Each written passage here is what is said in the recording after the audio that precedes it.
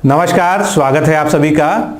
राजस्व लेखपाल भर्ती 2020 के लिए हम लोग जो है आज से उसका खंड 4 यानी भारत में ग्रामीण समाज, जिसको हम पाठ्यक्रम की अगर भाषा में कहें तो ग्रामीण जानकारी, इसके अंतर्गत क्या क्या आता है, ग्रामीण परिवेश, ग्राम समाज और उसका विकास। तो इसको हम कई अध्यायों में विभाजित करके पढ़ेंगे। आज जो है हमारा जो पहला लेक्चर है वो बेस्ड होगा भारत में ग्रामीण समाज का स्वरूप क्या है, उसकी अवधारणा क्या है, विभिन्न विद्वानों ने उसकी क्या परिभाषा दी है और वो नगरीय सभ्यता से या नगरीय केंद्रों से किस प्रकार जो है भिन्न है। चूंकि इस टॉपिक का जो है बहुत अच्छा वर्णन किसी भी बुक में नहीं मिलता है, बहुत सारी किताबों से आपको जो है चुन चुन के टॉपिक्स को पढ़ना पड़ता है। इसलिए अगर आप जो है परीक्षार्थी हैं और आपने ये दृढ़ निश्चय कर रखा है कि आपको लेखपाल परीक्षा देनी है और उसमें सफल होना है, तो आप जो है लेक्चर के साथ साथ ही इसका नोट्स भी बनाते चलें, जो आपके लिए बहुत ही उपयोगी होगा।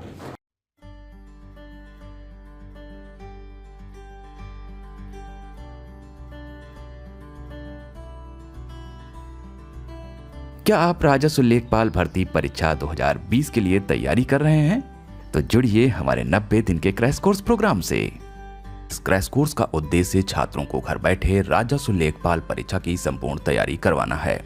वीडियो लेक्चर्स, नोट्स और टेस्ट सीरीज के माध्यम से लेखपाल के पूरे पाठ्यक्रम को पढ़ाना और अभ्यास कराना ही हमारा लक्ष्य है, जिसमें आपको मिलेंगे राजस्व लेखपाल के संपूर्ण पाठ्यक्रम को कवर करने के लिए अनुभवी शिक्षकों द्वारा वीडियो लेक्चर्स।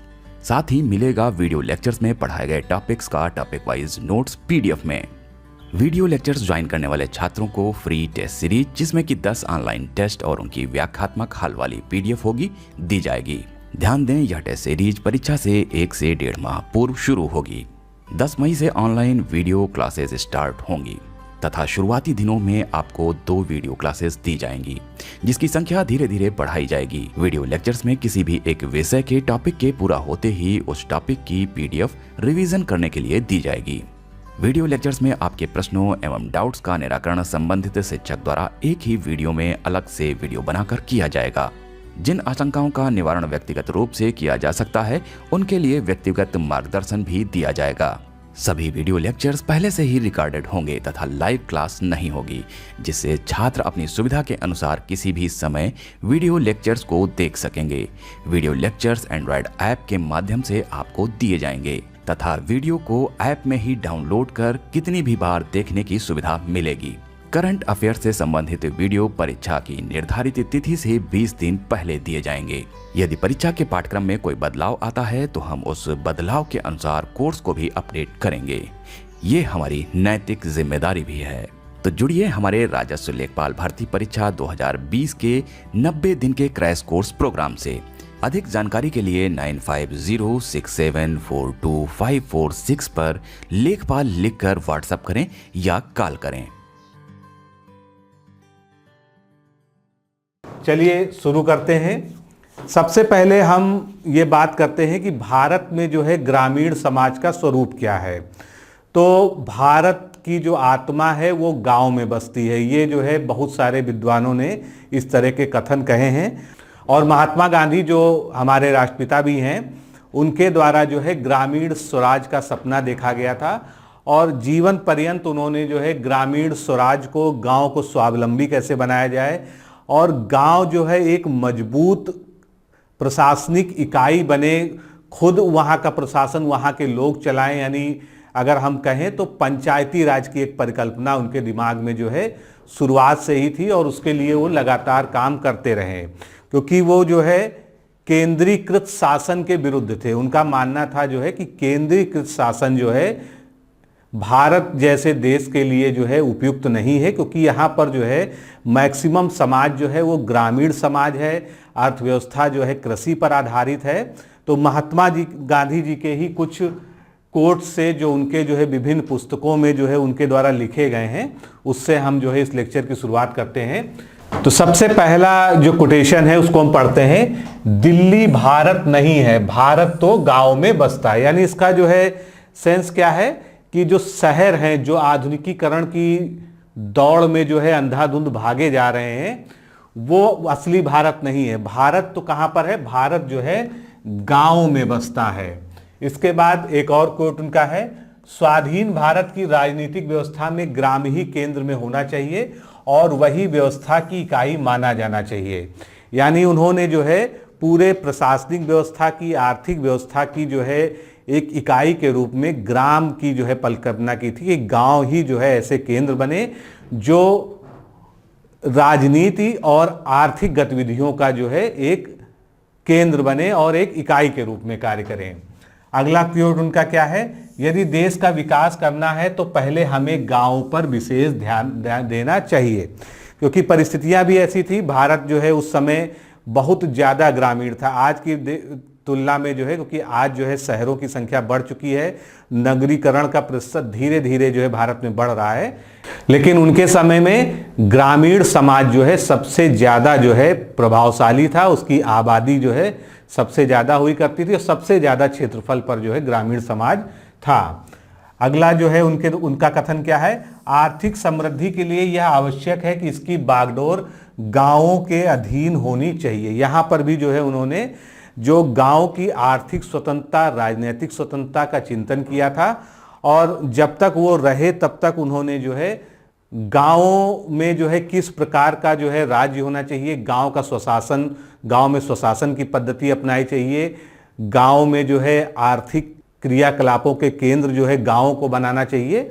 ये सभी जो है उनके प्रमुख विचार थे जो आपने जो है हमेशा पढ़े होंगे। तो महात्मा गांधी के ये जो है जो कथन है या इनको क्योट्स कह सकते हैं, ये जो है सीधे सीधे आपसे पूछे जा सकते हैं। अब हम आगे बढ़ते हैं, बात करते हैं भारत में जो है ग्रामीण समाज का स्वरूप क्या है। तो भारत जो है आप जानते हैं गांव की प्रधानता वाला देश है, या जिसको हम कह सकते हैं भारत एक ग्रामों की प्रधानता वाला देश है, अर्थात भारत की अधिकांश जनसंख्या जो है गाँवों में निवास करती है। जब हम अधिकांश की बात करते हैं तो लगभग 70% जो है आबादी भारत की वो गांव में निवास कर सकती है। तो ये जो टॉपिक है ये क्या है, ये एक प्योर जो है समाजशास्त्र है, क्योंकि एक समाजशास्त्र का ही अंग है और हम जो है ग्रामीण समाजशास्त्र के बारे में बात कर रहे हैं। तो यहाँ पर सबसे पहले हमको समझना पड़ेगा कि जो है हमारा जो भारत है, देश है हमारा, उसमें जो है गाँव का महत्व क्या है, इसका प्रसार कितना है और इस पर कितना ज़्यादा जो है फोकस होना चाहिए। भारत की जनगणना 2011 के अंतिम आंकड़ों के अनुसार भारत की कुल 121.08 करोड़ जनसंख्या में से 83.37 करोड़ जनसंख्या ग्रामीण क्षेत्रों में निवास करती है। तो ये आपके जो है क्वेश्चन का भी एक पॉइंट हो गया, पूछा जा सकता है आपसे जो है कि कितनी जनसंख्या जो है ग्रामीण है भारत में। तो 2011 की जो लेटेस्ट जनगणना है जो अभी तक प्रभावी है, उसके अनुसार जो है 83.37 करोड़ जनसंख्या भारत में ग्रामीण क्षेत्रों में निवास करती है और वहीं पर जो है 37.71 करोड़ शहरी क्षेत्रों में निवास करती है। तो ये कुल जनसंख्या में ग्रामीण और शहरी है, क्योंकि इसी से हमको पता चलेगा कि गांव का जो है वास्तविक स्वरूप क्या है। तो यहाँ तक हमने बात कर ली जो है कि जनसंख्या जो है ग्रामीण जनसंख्या की एब्सोल्यूट नंबर क्या है और शहरी जनसंख्या का एब्सोल्यूट नंबर क्या है। अब आगे बढ़ते हैं प्रतिशतता की दृष्टि से भी, क्योंकि एग्जाम में जो है प्रतिशत से जो है ज़्यादा संभावनाएं रहती हैं। तो प्रतिशतता की दृष्टि से अगर देखें तो भारत में जो ग्रामीण जनसंख्या का प्रतिशत है वो कितना है, 68.9, 68.9% जो है भारत में ग्रामीण जनसंख्या है और शहरी जनसंख्या का प्रतिशत जो है 31.16% है। तो कहीं कहीं पर आपको जो है ये 31.2% भी लिखा दिख जाएगा। तो शहरी जनसंख्या और ग्रामीण जनसंख्या का प्रतिशत ये हो गया। अब आगे बढ़ते हैं, इससे पहले की जनगणना यानी जो 2001 की जनगणना के आंकड़े थे उसमें क्या स्थिति थी, क्योंकि यहाँ पर यह समझना होगा कि क्या ग्रामीण जनसंख्या बढ़ रही है, क्या उसकी प्रतिशतता बढ़ रही है या घट रही है। तो इन सब पहलुओं को विचार करने के लिए जनगणना 2001 की अगर हम बात करें तो ग्रामीण जनसंख्या का प्रतिशत कितना था, 72.19% था और वहीं पर शहरी जनसंख्या का प्रतिशत जो है 27.81% है।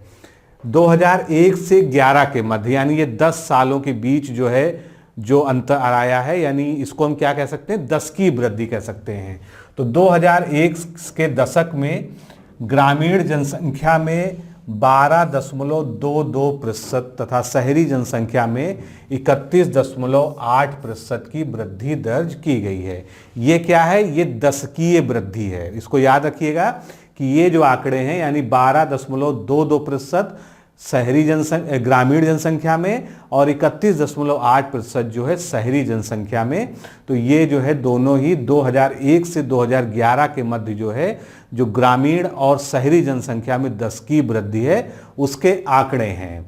अब जो है अगर इसको आप एनालाइज कीजिए तो ग्रामीण जनसंख्या का जो प्रतिशत है वो 72.19% था पहले 2001 में। वो कितना घट गया? तो वो जो है 2001 में घटकर जो है लगभग 69% हो गया। वहीं पर शहरी जनसंख्या का जो प्रतिशत था 27.18 वो बढ़ गया, वो बढ़ के कितना हो गया? 31.16% हो गया। तो यहाँ पर जो है आप एक ट्रेंड देख रहे होंगे जो है कि किस तरह से जो है नगरीकरण और ग्रामीण जनसंख्या में जो है लगातार जो है कमी और वृद्धि हो रही है।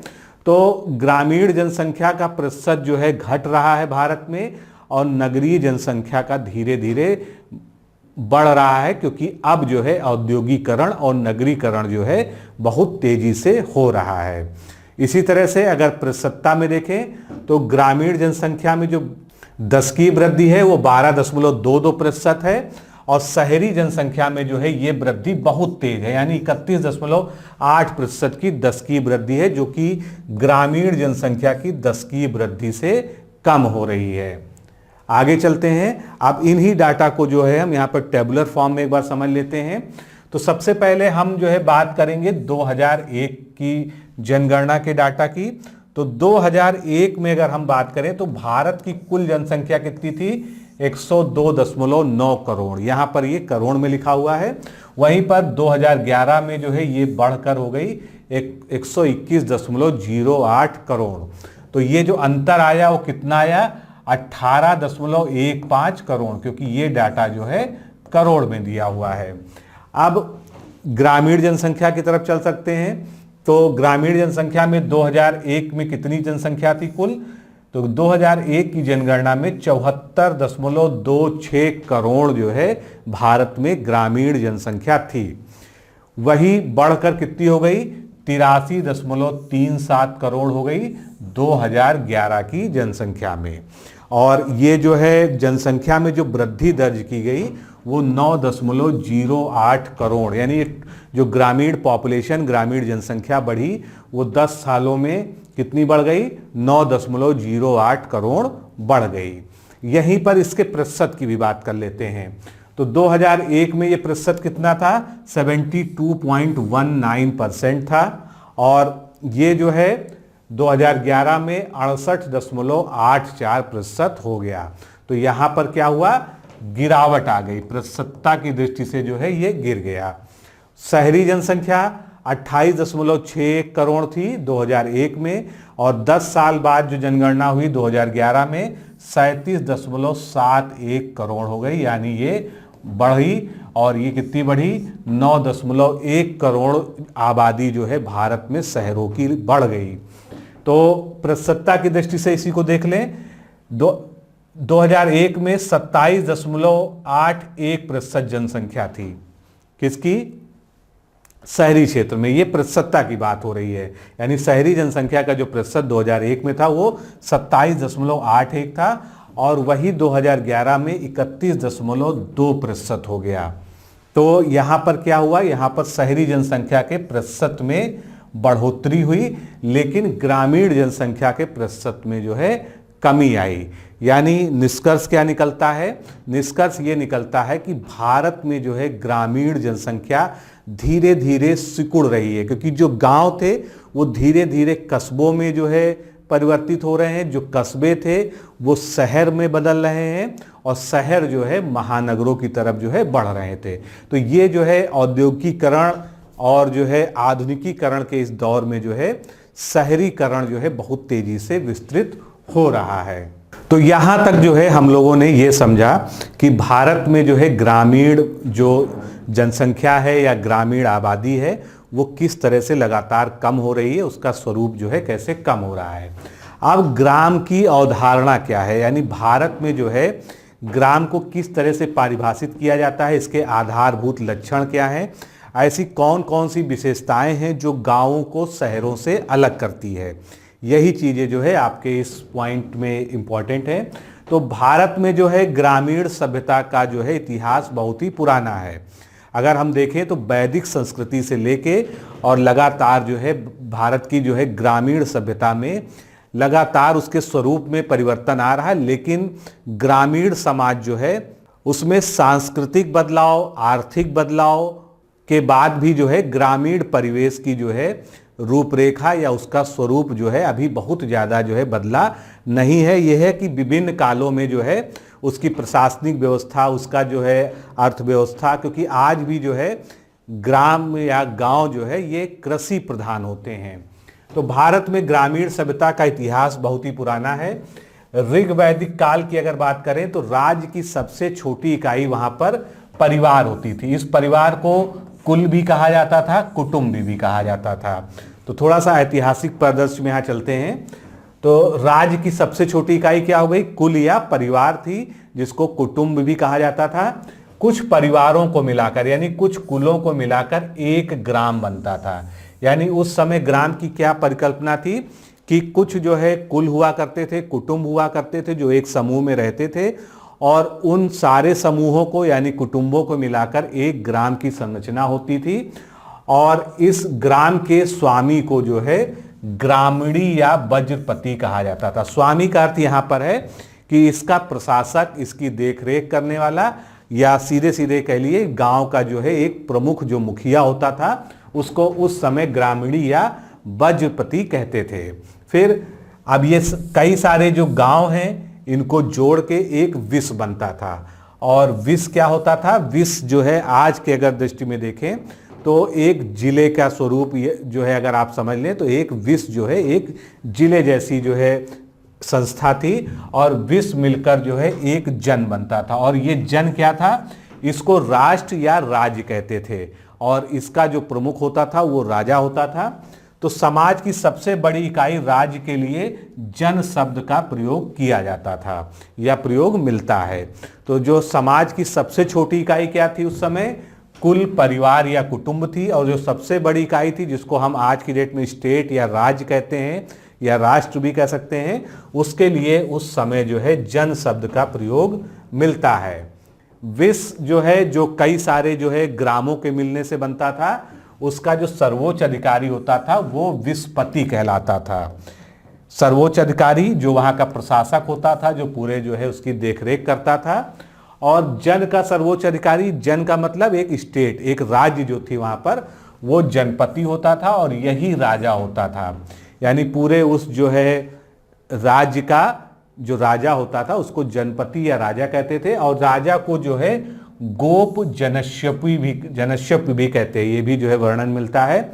वैदिक ग्रामीण सभ्यता से लेकर ग्रामीण समाज का विकास निरंतर होता रहा, और आज के गांव काफ़ी हद तक जो है आधुनिक हो रहे हैं और स्वावलंबी हो रहे हैं। क्योंकि आज जो है आधुनिकीकरण की इस दौर में जो है गांव भी पीछे नहीं है, क्योंकि संचार क्रांति आई, डिजिटल क्रांति आई, आवागमन के साधन बढ़े, यातायात बढ़ा, तो जो गांव और शहरों के बीच की दूरी थी वो धीरे धीरे जो है सिमटने लगी। और शहर की जो प्रथाएं हैं, शहर के जो मूलभूत विशेषताएं हैं, वो अब धीरे धीरे गांव में भी जो है जा रही हैं। इसीलिए हम कह सकते हैं कि गांव जो है अब शहरीकरण की ओर जो है अग्रसर हो रहे हैं। तो यहाँ पर हमने गांव के प्राचीन स्वरूप की बात की कि जो है वैदिक काल में क्या स्वरूप था। जब हम पंचायती राज व्यवस्था पढ़ेंगे तो हम वहाँ पर जो है विभिन्न कालों में जो है गांव का प्रशासन कैसे होता था, यानी मुगल काल में और वैदिक काल में, बौद्ध काल में, इन सब में जो है गुप्त काल में किस प्रकार से गांव का प्रशासन होता था, उसको वहाँ पर हम डिटेल में पढ़ेंगे। अब हम बात करते हैं गांव की परिभाषा, जो आपसे पूछी जा सकती है कि विभिन्न विद्वानों के अनुसार गांव की परिभाषा क्या है। तो एक एक करके हम देखेंगे। सबसे पहले जो है ये जानते हैं कि गांव की कोई निश्चित और सर्वमान्य परिभाषा नहीं है। कोई भी एक ऐसी निश्चित परिभाषा नहीं है जो किसी एक गांव को परिभाषित कर दे कि गांव जो है इसमें बंध गया, क्योंकि गांव में भी बहुत सारी विविधताएं होती हैं। उत्तर भारत का गांव और दक्षिण भारत का गांव या पूर्वोत्तर भारत का गांव, उनके स्वरूप में, उनकी संस्कृति में, उनकी अर्थव्यवस्था में और उनके जो है प्रशासनिक सिस्टम में जो है बहुत सारे जो है अंतर होने के कारण इस तरह की कोई एक लक्ष्मण रेखा नहीं खींची जा सकती है कि गांव जो है आखिर में है क्या, या गांव को एक परिभाषा में बांध दिया जाए। तो सर्वमान्य परिभाषा नहीं है, लेकिन विभिन्न विद्वानों ने ग्राम की परिभाषा उसके सांस्कृतिक, सामाजिक और आर्थिक स्वरूप के आधार पर दी है। तो सबसे पहले हम उत्तर प्रदेश की ऑफिशियल परिभाषा की बात करते हैं, जो उत्तर प्रदेश राजस्व संहिता 2006, जिसका संशोधन किया गया है 2015 में। ये राजस्व संहिता क्या है, इसमें ही जो है जितने भी उत्तर प्रदेश के राजस्व नियम हैं उनके बारे में जो है पूरा विवरण दिया गया है। तो इसके अनुसार गांव का तात्पर्य किसी ऐसे स्थानीय क्षेत्र से है जो चाहे घना बसा हो या नहीं, तत्संबंधी जिले के राजस्व अभिलेख के रूप में गांव के रूप में अभिलिखित हो और उसके अंतर्गत ऐसा क्षेत्र भी हो है जिसे राज्य सरकार सामान्य या विशेष अधिसूचना द्वारा गांव के रूप में घोषित करे। तो यहाँ से क्या समझ में आता है, यहाँ पर गांव की जो है कोई विशेषता नहीं बताई गई है। यहाँ पर यह बताया गया है कि गांव का तात्पर्य एक ऐसे स्थानीय क्षेत्र से, यानी एक ऐसे लोकल जो है एरिया से है जो चाहे घना बसा हो चाहे विरल बसा हो। यानी यहाँ पर कोई कहीं उसको बांधा नहीं गया है कि वो चाहे घना हो चाहे विरल हो, कुछ भी हो सकता है। तत्संबंधी जिले के राजस्व अभिलेख में, यानी उस जिले के जो राजस्व अभिलेख हैं, जो रेवेन्यू रिकॉर्ड्स हैं, उसमें उसको एक ग्राम के रूप में दर्ज कर लिया गया है, ग्राम के रूप में मान्यता दे दी गई है, वही गांव है। या सरकार जो है चाहे जब किसी भी क्षेत्र को एक गांव घोषित कर सकती है। आगे चलते हैं। एम.एन. श्रीनिवास, ये भी जो है ग्रामीण समाजशास्त्र के जो है एक बड़े विद्वान हैं। तो उन्होंने एक परिभाषा क्या दी है, एक निश्चित भौगोलिक क्षेत्र में रहने वाले व्यक्तियों का समूह जहां व्यक्ति कृषि व्यवसाय में ही संलग्न रहते हैं, आर्थिक एवं अन्य प्रकार से एक दूसरे पर आश्रित रहते हैं तथा सामुदायिक एकता में बद्ध रहकर सामान्य जीवन व्यतीत करते हैं, गांव कहलाते हैं। ये जो है परिभाषा किसके हिसाब से हो गई, एम.एन. श्रीनिवास के अनुसार। अब यहाँ पर जो है एक एक परिभाषा में हमको ये देखना होगा कि उन्होंने गांव की किन मूलभूत विशेषताओं को लिया है। तो सबसे पहले एक निश्चित भौगोलिक सीमा। तो निश्चित भौगोलिक सीमा सभी की होती है, कोई शहर हो, कोई गांव हो, कोई कस्बा हो, उसका जो है एक निश्चित सीमांकन होता है, अभिलेखों में वो लिखा रहता है। व्यक्तियों का समूह जहां व्यक्ति कृषि व्यवसाय में ही संलग्न रहते हैं। उन्होंने बताया कि कृषि व्यवसाय में ही संलग्न रहते हैं, यानी वहां की जो मुख्य अर्थव्यवस्था है वो कृषि आधारित होनी चाहिए। आर्थिक एवं अन्य प्रकार से एक दूसरे पर आश्रित रहते हैं, यानी आर्थिक या सामाजिक रूप से जो है वो एक दूसरे पर ही आश्रित रहते हैं। उनका ज़्यादा जो है बाहरी दुनिया से जो है मतलब नहीं होता है। वो उनकी आवश्यकताएं इस प्रकार से होती हैं कि वो एक दूसरे की आवश्यकताओं को पूरा कर सकते हैं। किसी ने कुछ दिया, किसी ने कुछ लिया, जरूरी नहीं कि वहाँ पैसे से ही ट्रांसफ़र हो रहा है, अनाज के बदले कुछ खरीदा जा रहा है। तो इस तरह से जो है एक दूसरे पर वो आश्रित हैं और सामुदायिक एकता में बद्ध रहकर। तीसरे उनकी विशेषता क्या है, सामुदायिक एकता होनी चाहिए, क्योंकि गाँव में जो है शहरों की अपेक्षा सामुदायिक एकता जो है ज़्यादा देखने को मिलती है, क्योंकि वहाँ जो है लोग एक दूसरे के ज़्यादा करीब होते हैं, संबंधों में सामान्य जीवन व्यतीत करते हैं। और वहाँ का जीवन कैसा होता है, सादा सरल और सामान्य जीवन होता है। आगे चलते हैं, A.R. देसाई साहब की बात करते हैं। इन्होंने क्या कहा, गांव व्यवस्थित रूप से सामूहिक मानव विकास की प्रथम स्थापना है और कृषि अर्थव्यवस्था विकास की उपज है। तो इन्होंने जो है गांव की कोई बहुत विशेषता नहीं बताई, लेकिन गांव का महत्व बताया। इन्होंने कहा कि गांव व्यवस्थित रूप से सामूहिक मानव विकास की प्रथम स्थापना है, यानी जो मानव का विकास हुआ है, जो ह्यूमन डेवलपमेंट हुआ है, उसमें जो है गांव जो है सबसे पहली स्थापना है, सबसे पहला इस्टेब्लिशमेंट है, बेसिक इस्टेब्लिशमेंट है और कृषि अर्थव्यवस्था के विकास की उपज है। यानी यहाँ की अर्थव्यवस्था जो अर्थव्यवस्था है उसमें जो कृषि अर्थव्यवस्था है उसकी उपज जो है, उसकी उत्पत्ति कहाँ से हुई, गांव से हुई। फिर भारत सरकार में भी एक परिभाषा मिलती है इसकी, जो कि सूचना एवं प्रसारण मंत्रालय के अनुसार है। तो सूचना एवं प्रसारण मंत्रालय ने कहा है कि ग्रामीण जीवन का अर्थ उस सामुदायिक जीवन से है जो अनौपचारिक, प्राथमिक, सरल तथा परंपरागत संबंधों पर आधारित होता है, जो कृषि या कुटीर उद्योगों द्वारा समाज की मूल आवश्यकताओं की पूर्ति करता है। तो यहाँ पर आप शब्दों पर ध्यान दीजिए, इसमें ग्रामीण समाज की कुछ विशेषताओं को जो है इंगित किया गया है।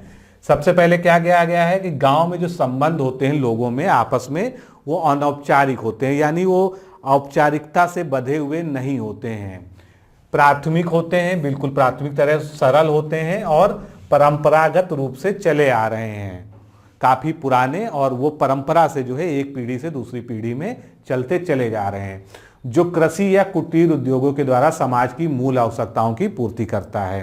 तो उद्योग के बारे में या अर्थव्यवस्था के बारे में क्या बताया गया है कि कृषि या कुटीर उद्योग जो है वहां की प्राथमिक अर्थव्यवस्था है।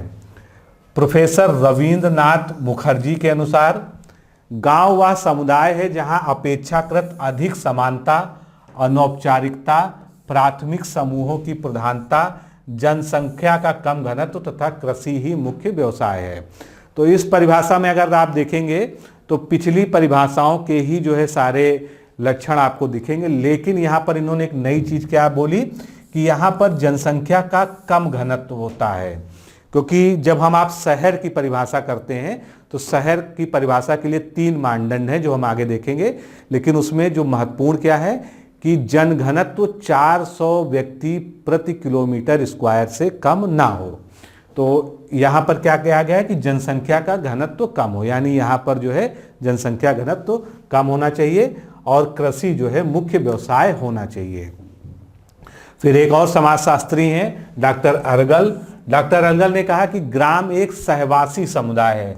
सहवासी का मतलब जो एक साथ जो है वास करता हो, और एक सहवासी समुदाय का वह क्षेत्रीय समुदाय है जिसके सदस्यों का जीवन एक दूसरे के साथ संबंधित रहता है, यानी वहाँ के जो निवासी होते हैं वो एक दूसरे से बहुत ज़्यादा जो है क्लोज होते हैं और उनमें जो है आपस में परस्पर निर्भरता पाई जाती है, वो एक दूसरे की आवश्यकताओं की सीधे सीधे पूर्ति करते हैं तथा इस समुदाय का मुख्य जीविकोपार्जन कृषि पर आधारित होता है। सैंडरसन के अनुसार, ये सब परिभाषाएं आपसे पूछी जा सकती हैं एग्जाम में। सैंडरसन के अनुसार एक ग्रामीण समुदाय में स्थानीय क्षेत्र के लोगों की सामाजिक अंतःक्रिया और उनकी संस्थाएं सम्मिलित हैं, जिससे वह खेतों के चारों ओर एक बिखरी झोपड़ियों तथा पुरवा या ग्रामों में रहती हैं और जो उनकी सामान्य क्रिया का केंद्र हैं। तो इन्होंने जो है ग्राम के बारे में बताया कि एक ग्रामीण समुदाय स्थानीय क्षेत्र के लोगों की सामाजिक अंतःक्रिया है, यानी इंटर रिलेशन का जो है इंटर एक्टिविटी का परिणाम है, और वहाँ का स्वरूप क्या है इन्होंने बताया, झोपड़ियाँ होती हैं और उनकी सामान्य क्रियाओं का जो केंद्र होता है वो वही होता है। आगे चलते हैं, एनसाइक्लोपीडिया ऑफ सोशल साइंसेज, ये महत्वपूर्ण है आपके लिए, इसको जरूर आप याद रखें। इसके अनुसार एकाकी परिवार से बड़ा, यानी जिसको हम न्यूक्लियर फैमिली कहते हैं, तो एकाकी परिवार से बड़ा संबंधित और असंबंधित लोगों का समूह जो एक बड़े मकान अथवा निवास के अनेक स्थानों में रहता हो, घनिष्ठ संबंधों में आबद्ध हो तथा कृषि योग्य भूमि पर मूल रूप से संयुक्त कृषि करता हो, ग्राम कहलाता है। तो ये परिभाषा इंसाइक्लोपीडिया ऑफ सोशल साइंसेज के अनुसार है। इन्होंने एक और नई विशेषता यहाँ पर जोड़ दी जो पीछे जो है हमने किसी उसमें नहीं। इन्होंने कहा कि ग्रामीण जो परिवेश है वहाँ जो परिवार होता है वो एकाकी बहुत कम होता है, एकाकी से ज़्यादा होता है। वहाँ पर एक घर में जो है 2-2, 3-3 पीढ़ियाँ एक साथ रहती हैं और पूरा का पूरा परिवार, पूरा का पूरा कुनबा जो है लगभग एक ही घर में रहता है, यानी वहाँ पर परिवार जो है एक बड़ी इकाई होती है और पूरा परिवार जो है एक सामुदायिक केंद्र अपने आप में होता है और घनिष्ठ संबंधों में आबद्ध होता है, यानी एक दूसरे से सबके घनिष्ठ संबंध होते हैं, कृषि योग्य भूमि पर मूल रूप से संयुक्त कृषि करते हैं। तो जब पूरा एक कुनबा है, अगर वो अविभाजित है, आज की डेट में तो जो है वहाँ भी न्यूक्लियर फैमिलियों का चलन आ गया है, लेकिन फिर भी आज भी जो है जिसको हम आदर्श ग्राम कह सकते हैं, तो वहाँ पर जो है जो कृषि होती है वो पूरा का पूरा परिवार एक साथ करता है। परिवार में चाचा ताऊ जितने भी सब होते हैं, उनके बच्चे होते हैं, 2-2 3-3 पीढ़ियां एक साथ होती हैं। तो वहाँ पर ये नहीं होता कि इनका खेत ये है और उनका खेत ये है। वो जो भी काम करते हैं वो एक संयुक्त क्रिया के रूप में एक साथ करते हैं। आगे चलते हैं। चार्ल्स मेटकॉफ का नाम आपने जरूर सुना होगा, ब्रिटिश भारत में। तो इन्होंने जो है भारत के गांवों पर जो है अध्ययन किया और जो है उसके बारे में काफ़ी कुछ लिखा है। तो चार्ल्स मेटकॉफ ने कहा है कि भारतीय गांव को आत्मनिर्भर मानते हुए उसे ग्रामीण गणतंत्र कहा है। ये पॉइंट नोट कर लीजिएगा कि किस विद्वान ने भारतीय गांवों को ग्रामीण गणतंत्र कहा है, विलेज रिपब्लिक कहा है। तो चार्ल्स मेटकॉफ ने जो है भारतीय गांव को आत्मनिर्भर मानते हुए ग्रामीण गणतंत्र कहा है, उसको संबोधित किया है। और मेटकॉफ के अनुसार ग्रामीण समुदाय छोटे छोटे गणतंत्र हैं, यानी छोटे छोटे रिपब्लिक हैं, एवं लगभग वे सभी बाहरी वस्तुएं उनके पास होती हैं जिनकी उन्हें आवश्यकता है, एवं किसी भी तरह के बाहरी संबंध से स्वतंत्र होते हैं। यानी अगर वो चाहें तो वो बाहरी चीज़ों पर आश्रित ना रहें। जो अब तक होता रहा, जो भारत का वास्तविक ग्रामीण समाज था, वो जरूरी नहीं था कि वो शहरों पर किसी चीज़ के लिए आश्रित होता था, क्योंकि एक तो उनकी आवश्यकताएं बहुत सीमित होती थीं। वो जो कुछ उनके पास है या जो उनके आसपास मिलता है उतने पे ही निर्भर रहने की जो है उनकी जीवन था, उसी पर निर्भर रह के वो पूरा जीवन अपना काट लेते थे। उसके लिए जो है उनको कहीं विदेश से कुछ नहीं मंगाना होता था, कहीं शहरों से कुछ नहीं मंगाने की आवश्यकता होती थी। जो कुछ गांव में उपलब्ध है, जो कुछ गांव में उपजता है, उसी पर आधारित उनका सरल जीवन होता था। तो यहाँ पर इसीलिए इन्होंने कहा कि वे बाहरी संबंधों से स्वतंत्र होते हैं। ये जो है बहुत सारी परिभाषाएं थी जो महत्वपूर्ण है। इसके अलावा बहुत सारी और भी परिभाषाएं हैं, लेकिन परीक्षा की दृष्टि से जो है इतना सफिशिएंट है। आगे चलते हैं। भारतीय ग्रामीण समुदाय पर अनेक अध्ययन किए गए हैं और उनसे संबंधित महत्वपूर्ण कुछ पुस्तकें हैं जिनको कोट किया जाता है जब हम ग्रामीण समाज और ग्रामीण विकास की बात करते हैं भारत के संदर्भ में। तो एक करके देखते हैं। इंडियन विलेज, ये पुस्तक लिखी है SC दुबे ने। इंडियन विलेज लिखी है। इंडियाज विलेज लिखी है MN श्रीनिवास ने। रूरल प्रोफाइल्स ये लिखी है DN मजूमदार ने। विलेज इंडिया नाम की बुक लिखी है मैकिम मैरियट ने। और इंडियन विलेज कम्युनिटी ये लिखी है बेडन पावेल ने। तो बेडन पावेल के द्वारा ये फेमस बुक है, इसको जरूर मार्क कर लीजिएगा। बेडन पावेल ने इंडियन विलेज कम्युनिटी लिखी है। ये सारी ही पुस्तकें इंपॉर्टेंट हैं, पूछी भी जा सकती हैं एग्जाम में। तो जो कुछ हमने अब इस अध्याय में पढ़ा, यानी हमने भारत में ग्रामीण समाज का स्वरूप देखा, वहाँ पर जो है क्या परिभाषाएं दी गई हैं उसके बारे में, उसका ऐतिहासिक परिदृश्य क्या था, तो उस पर हम यहाँ पर एक निष्कर्ष निकालते हैं, एक धारणा बनाते हैं कि भारत में जो ग्रामीण समाज है उसकी कुछ मूलभूत विशेषताएं क्या हैं जो गांव में ही जो है प्रधानता से पाई जाती हैं। तो सबसे पहले अगर हमने विभिन्न परिभाषाएं देखी, सबने क्या कहा कि कृषि, यानी जो गांव है उसका कृषि से जो है सबसे बड़ा संबंध है। कृषि की वजह से ही हम कह सकते हैं कि गांव जो है बसे थे, जब भी जो है गांव बसे थे, क्योंकि कृषि ने ही जो है मानव को एक व्यवस्थित और चलवासी जीवन से अलग जो है एक सामुदायिक जीवन में, एक स्थिर जीवन में लाया था। तो कृषि जो है प्रमुख व्यवसाय है। और यहाँ पर कृषि जो है एक बहुत ब्रॉड टर्म है। इसमें जो है कृषि में कृषि तो आती ही है जिसको हम खेती कहते हैं, पशुपालन है, कुटीर उद्योग है, उसके अलावा मधुमक्खी पालन, सेरीकल्चर, पिसीकल्चर, कुछ भी जितने भी तरह के जो है कृषि होते हैं, कृषि और उससे संबंध चीज़ें, तो सारी गतिविधियां जो है कृषि में शामिल हैं। फिर दूसरी एक प्रमुख जो है विशेषता क्या उभर के आई कि यहाँ पर कम जनघनत्व का जनसंख्या क्षेत्र होता है। गांव में आज भी जो है शहरों की अपेक्षा बहुत ही कम जनघनत्व पाया जाता है, क्योंकि वहाँ पर भूमि ज़्यादा होती है और वहाँ पर परिवार कम रहते हैं। फिर संयुक्त परिवारों की प्रधानता होती है, ये भी हमने परिभाषाओं में देखा कि गांव में जो है संयुक्त परिवार की प्रथा होती है, सामुदायिक भावना होती है और एकता विद्यमान रहती है। तो अगर हम कहें सामुदायिक भावना क्या जो है शहरों में नहीं होती है, तो ऐसा नहीं है, लेकिन प्रधानता की बात यहाँ पर की गई है। सामुदायिक भावना का मतलब ये है कि गांव में अगर कोई प्रॉब्लम होती है तो एक तो कम्युनिकेशन बहुत तेज होता है, वहाँ पर सबको जो है पता चल जाता है और सब एक दूसरे के लिए बहुत ज़्यादा मदद करने के लिए तत्पर होते हैं। और किसी के साथ कोई दुख हो कोई सुख हो, सब लोग जो है एक साथ सहभागिता करते हैं। तो असली जो एक सामुदायिक भावना जो दिखती है, जो एकता दिखती है, वो हमारे ग्रामीण परिवेश में दिखती है। पारस्परिक संबंधों का रूप अनौपचारिक होता है, यानी वहाँ पर सब रोज एक दूसरे को मिलते हैं। आप किसी भी गांव में चले जाइए और गांव में घुसते ही जो है आप गांव के आखिरी घर में जो रहता है उस व्यक्ति का नाम पूछ लीजिए कि वो कहाँ पर रहते हैं, तो आपको वो बता देगा कि वो वहाँ रहते हैं। क्यों? क्योंकि वहाँ पर सब एक दूसरे को जानते हैं। अगर वहाँ पर 100 परिवार हैं तो 100 परिवार के लोग एक दूसरे को नाम से जानते हैं और उनको पीढ़ियों के नामों से भी जानेंगे, वो उनके दादा परदादा के नाम भी आपको बता सकते हैं। तो इसी का मतलब यह है कि वहाँ पर संबंध अनौपचारिक होते हैं। आज शहरों में हम रहते हैं, वहाँ पर हमारे पड़ोस में 4 घर छोड़ के कौन रह रहा है, वो क्या करते हैं, हो सकता है हमको ना पता हो। और जो लोग फ्लैट सिस्टम में रहते हैं वहाँ तो जो है नीचे कौन रहता है ऊपर कौन रहता है, ज़्यादा जो है जिनसे जो है आपका काम पड़ता है, जो आपके फ्रेंड सर्किल में है, जो आपके कार्य क्षेत्र में है, आप उन्हीं लोगों से मतलब रखते हैं। लेकिन गांव में जरूरी नहीं कि कोई स्वार्थवश ही हम एक दूसरे को जाने। गांव में ये परंपरा है कि वहां पर जो है समुदाय की भावना जो है वो बहुत ही प्रबल होती है। लोगों में घनिष्ठ संबंध होते हैं, अनौपचारिक संबंध होते हैं। लोग एक दूसरे को जो है रोज मिलते हैं और सब एक दूसरे के बारे में जानकारी रखते हैं। तो यही वहां का अनौपचारिक स्वरूप हो गया। फिर हम बात करेंगे, ग्रामीण जनता अपनी आवश्यकताओं की पूर्ति के लिए एक दूसरे पर आश्रित रहती है।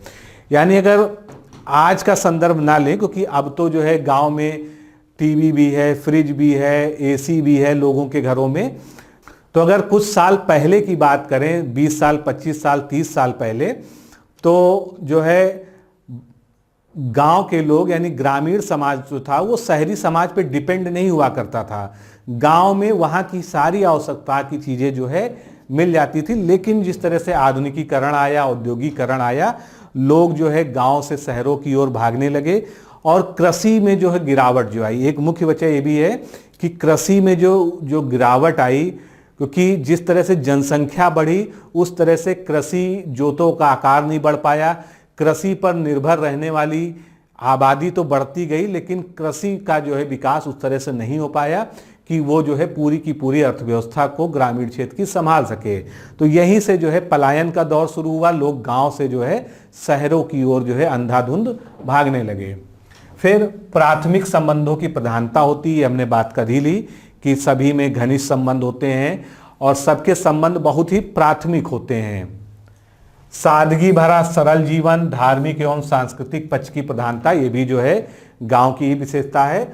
और अशिक्षा एवं निर्धनता, ये जो है एक निगेटिव पॉइंट है, लेकिन ये हमको जो है ग्रामीण समाज में दिखने को मिलता है। धीरे धीरे जागरूकता आ रही है, अशिक्षा वहाँ पर कम हो रही है, निर्धनता भी कम हो रही है कि ग्रामीण अर्थव्यवस्था भी जो है अब मजबूत हो रही है। ग्रामीण समाज पर पूरी चर्चा हो गई, लेकिन ग्रामीण समाज को अब हम शहरों से अलग कैसे करेंगे, यानी नगर और गांव में अंतर क्या है। तो सबसे पहले हम बात करते हैं नगरीय क्षेत्र की। तो नगरीय क्षेत्र की हम परिभाषा कैसे दे सकते हैं? जनगणना 2011 के अनुसार 3 मानक उन्होंने निर्धारित किए। ध्यान रखिएगा, ये जनगणना के अनुसार जो है नगर के मानक हैं, क्योंकि नगर के कई तरह के और भी मानक होते हैं। तो जनसंख्या 2011 के अनुसार कम से कम 5000 जनसंख्या होनी चाहिए नगर क्षेत्र अगर कहलाना है उसको। पुरुष कार्यशील जनसंख्या का कम से कम 75% जो है, जो पुरुष है वो गैर कृषि कार्य में संलग्न हो। यहाँ पर ध्यान दीजिएगा, गैर कृषि व्यवसाय में वो संलग्न होना चाहिए। यानी वहाँ पर जो कार्यशील पुरुष जनसंख्या है उसमें से 75% लोग ऐसे होने चाहिए नगर में जो कृषि या कृषि से संबंधित व्यवसाय नहीं करते हैं। और कम से कम 400 व्यक्ति प्रति वर्ग किलोमीटर जनघनत्व होना चाहिए। जनघनत्व कितना निर्धारित किया गया कि कम से कम 400 व्यक्ति प्रति वर्ग किलोमीटर जनघनत्व हो। तो जब ये तीनों मानक होते हैं तो उसको हम नगर में काउंट करते हैं। और वो जनगणना नगर में शामिल हो जाते हैं। यानी जनगणना में जो डेटा होते हैं वहाँ पर उसका क्लासिफिकेशन जो है एक नगर की तरह किया जाता है, ना कि गांव की तरह। भारत में जो है नगरों की वर्गीकृत संख्या 6 बताई गई है। तो प्रथम श्रेणी के नगर या प्रथम वर्ग के नगर क्या हैं? 1 लाख से अधिक जनसंख्या अगर हो तो वो जो है प्रथम श्रेणी के नगर हैं। जनगणना में इन्हें ही शहर की जो है संज्ञा दी गई है, क्योंकि अगर हम देखें तो हमको नगर और शहर दोनों शब्द जो है सुनने में एक जैसे लगते हैं, लगता है कि एक दूसरे के समानार्थी हैं, लेकिन यहाँ पर उसमें अंतर है। नगर के बाद जो है शहर कहा गया है, इनको सिटी कहा गया है, जिनकी जनसंख्या 1 लाख से ऊपर हो, और जनगणना के कार्य में इस तरह से किया गया है। द्वितीय वर्ग के नगर 50,000 से 99,999 के मध्य जनसंख्या हो। तृतीय वर्ग के नगर की 20,000 से लेकर 49,999 की जनसंख्या हो। चतुर्थ वर्ग के नगर जो है 10,000 से 19,999। पंचम वर्ग के नगर जो है 5,000 से 9,999, और षष्ठम वर्ग के नगर भी हैं जो 5,000 से कम जनसंख्या वाले हैं। लेकिन यहाँ से ये मतलब नहीं कि 5,000 से कम जनसंख्या है तो जो मैंने यहाँ बताया है उस क्राइटेरिया में आ गए, क्योंकि ये जनगणना 2011 के अनुसार तीनों मानक जो है पूरे होने चाहिए, और यहाँ पर जो विभाजन है वो अलग प्रकार के हैं। और ये जो चौथा श्रेणी है, 5वीं श्रेणी है और 6ठी श्रेणी है, इनको हम क्या कहते हैं? लघु नगर कहते हैं। लघु नगर को हम और क्या कह सकते हैं? कस्बा कह सकते हैं, जिसको इंग्लिश में हम क्या कह सकते हैं? स्मॉल टाउन कह सकते हैं। आगे चलते हैं। स्मॉल टाउन की बात आ गई। स्मॉल टाउन क्या है? तो स्मॉल टाउन या कस्बा, कस्बा क्या है? गांव और शहर के बीच का जो संक्रमण क्षेत्र है उसको हम कस्बा कहेंगे। कैसे? बर्गल, ये बहुत फेमस जो है परिभाषा है, इसको याद रखिएगा। बर्गल के अनुसार कस्बे को एक नगरीय अवस्थापना के रूप में परिभाषित किया जा सकता है जो पर्याप्त आयामों के ग्रामीण क्षेत्र पर प्रभाव रखता हो। अब ये बर्गल ने एक क्या परिभाषा दी कि कस्बे को एक नगरीय अवस्थापना, यानी ये क्या है? नगरीय प्रकार की अवस्थापना है, और जो पर्याप्त आयामों के ग्रामीण क्षेत्र का भी प्रभाव रखता हो। मतलब कहने को तो वो नगरीय अवस्थापना है, लेकिन उसमें ग्रामीण का भी प्रभाव है। यानी नगर और गांव के जो बीच की कड़ी है वो क्या है? कस्बा है। लेकिन इस कस्बे की विशेषता क्या है कि इसकी जो प्रोग्रेस है, इसकी जो ग्रोथ है वो टुवर्ड्स सिटी है, वो शहर की ओर है, ना कि गांव की ओर। भले ही उसमें गांव के जो है 50% या 40% अंश विद्यमान हो, लेकिन उसका जो ग्रोथ का तरीका है, उसकी जो ग्रोथ की डायरेक्शन है वो शहर की ओर है। तो कस्बा की प्रमुख विशेषताएं क्या क्या हो सकती हैं? ग्रामीण तथा शहरी जीवन दोनों का अंश समान रूप से इसमें विद्यमान रहता है। ग्रामीण जनता अपनी आवश्यकताओं की पूर्ति के लिए कस्बों पर निर्भर करती है। तो ये कस्बे बने कहाँ से? कस्बे क्या है? मान लीजिए कोई गांव है और उसके बगल में एक और गांव था, और इसके पास जो है एक शहर था।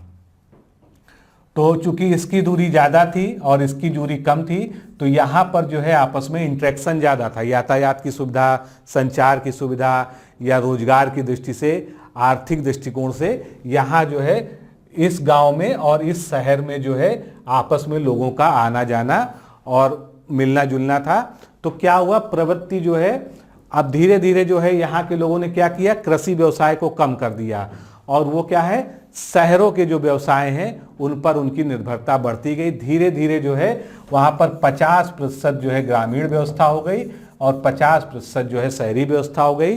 तो ये जो इंटरमिक्सिंग है शहरी और ग्रामीण व्यवस्था की, वही जो है क्षेत्र क्या कहलाया? कस्बा कहलाया, जिसको पूरी तरह से हम शहर भी नहीं कह सकते, पूरी तरह से गांव भी नहीं कह सकते, तो बीच का शब्द है कस्बा। तो यहाँ पर दूसरे पॉइंट में क्या कहा गया है कि ग्रामीण जनता अपनी आवश्यकताओं की पूर्ति के लिए कस्बों पर निर्भर होती है। कस्बे में औद्योगिकीकरण एवं नगरीकरण की प्रवृत्तियां पाई जाती हैं। ये कस्बे की जो है एक प्रमुख विशेषता मानी जाती है, क्योंकि कस्बे में जो है क्या है? इंडस्ट्रियलाइजेशन। जब हम कृषि को छोड़ेंगे तो हम क्या करेंगे? हम इंडस्ट्री की ओर बढ़ेंगे, और नगरीकरण की जो है शुरुआत हो जाएगी, जहां पर हम औद्योगिकरण की ओर बढ़ेंगे। कस्बे में साहित्य, धर्म, व्यापार, शिक्षा के क्षेत्र में गतिविधियां गांव की अपेक्षा तेज होती हैं, अतः समाज प्रतियोगी होता है। गांव का समाज जो है बहुत ज़्यादा प्रतियोगी नहीं होता है, क्योंकि उनको जो है क्या है, वो एक सामुदायिक जीवन जीते हैं और उनके संबंध जो है अनौपचारिक होते हैं, आपस में जो है घनिष्ठता होती है, तो एक दूसरे के प्रति जो है बहुत ज़्यादा प्रतिस्पर्धा नहीं होती है और किसी भी बाहरी समाज से वो प्रतिस्पर्धा नहीं करते हैं। वो गांव में ही जिस प्रकार का जो है जीवन है उसी पर आत्मनिर्भर जीवन जीने का प्रयास करते हैं। लेकिन कस्बे में क्या है, कस्बा चूंकि शहरों से जुड़ रहा है, औद्योगिकरण की ओर है, तो वहाँ पर साहित्य, धर्म, व्यापार, शिक्षा इन सब की जो है ज़्यादा जो है जागरूकता होगी। जब जागरूकता होगी तो वो शहर वासियों से जो है कम्पीट करने लगेंगे और जब कम्पीट करेंगे तो वहाँ पर प्रतिस्पर्धा तेज हो जाएगी, अतः समाज वहाँ का प्रतियोगी होगा, ये यहाँ पर कहा जा सकता है। यातायात व संचार की दृष्टि से नगरों से ये जुड़े होते हैं। अगला महत्वपूर्ण बिंदु, क्योंकि अगर यातायात और संचार के साधन अच्छे नहीं हैं तो कोई भी गांव जो है कस्बा नहीं बन पाएगा। कस्बा जब बनेगा यानी शहरों से उनका जो है तेज जुड़ाव हो, आसानी से पहुंचा जा सके, तभी वहां पर औद्योगिकरण आएगा और धीरे धीरे जो है नगरीकरण की प्रवृत्तियां जो है वहां पर बढ़ती जाएंगी। तो दोस्तों, इस तरह से आज के लेक्चर में हम लोगों ने भारत में जो है ग्रामीण व्यवस्था, ग्रामीण स्वरूप को समझने का प्रयास किया। अगले लेक्चर में हम लोग बात करेंगे कि भारत में जो है ग्रामीण विकास कैसे हुआ, ग्रामीण विकास होता क्या है, ग्रामीण विकास की जो है विभिन्न सारी अवधारणाएं क्या हैं, उनकी शोध प्रणालियां क्या हैं, और ग्रामीण विकास के लिए बहुत सारे कार्यक्रम जो है चले शुरू से लेकर, तो उसमें क्या क्या हुआ ये हम जो है अगले लेक्चर में डील करेंगे। ये वीडियो जब पसंद आया हो, अच्छा लगा हो, तो अपने मित्रों के बीच भी शेयर करिएगा और अपने कमेंट में जो है अपनी राय दीजिएगा। आज के लिए इतना ही। नमस्कार, धन्यवाद।